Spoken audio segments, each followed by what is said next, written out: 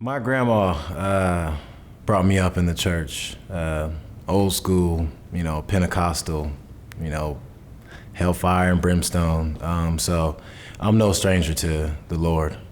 I moved back to Sac after getting divorced. I went to church out there, but it wasn't for me. It was for my ex-wife. I just wanted to go to church because she said we needed to. I would praise and all that, but my heart really wasn't into it. I put her above God. She was my everything. And when she left, my life was over. I didn't play football anymore. I, started drinking and smoking weed all the time just to numb the pain, and contemplated things. And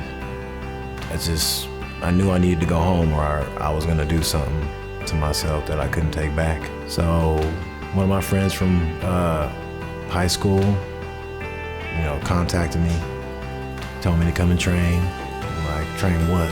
He's like, I do that MMA stuff. I'm like, I don't know, man. I'm kind of pretty, I don't want to mess up my face too much. And he kept bugging me, I was lifting weights, trying to get into bodybuilding. That was too easy. It's just not athletic. I'm an athlete. So I wouldn't try, got choked out a few times, and I liked it. 8 months later, I was fighting pro. So, okay, I have something now. So I'm not really going to church, but I have something. I'm fighting, I'm taking fights, I'm winning. And I'm getting all this praise, and I'm this and I'm that, and I felt like I mattered again. He was gone. He was not in the room with me. And I felt alone, I was scared. I felt like the devil was like he had his hooks in my back, man, and I couldn't move. And it was one of the scariest feelings I ever had in my life, just sitting there on the couch, man, just alone and dark. And I knew I had to clean it up. I moved downtown, joined Uriah Faber's Ultimate Fitness, kind of a new start. I'm praying, I'm reading my Bible, but it's not enough.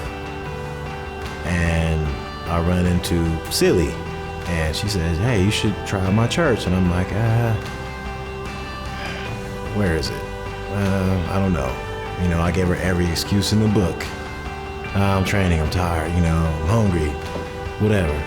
She's like, okay, come to the workshop, the Bible study. I'm like, all right, I can do that.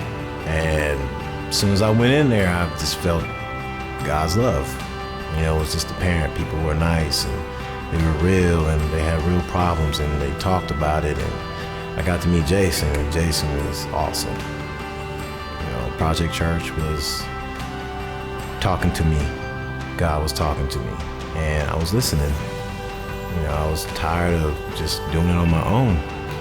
Can't do it on my own. Every time I try to do things on my own, it just torpedo. So I stuck with the Bible study for about a month and a half, I think. And I went to church, and y'all were singing and praising the Lord, and it's like, man, I could just feel my grandma just smiling. I talked to her every day, and I could just feel her happy. I could feel Jesus right there with me. And ever since then, I never looked back.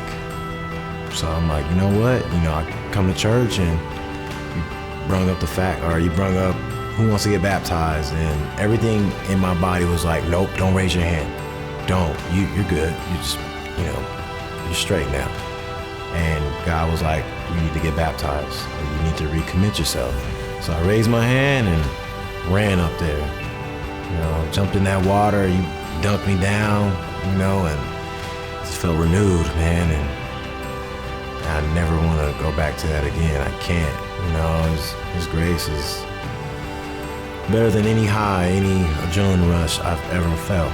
I don't want to lose that ever.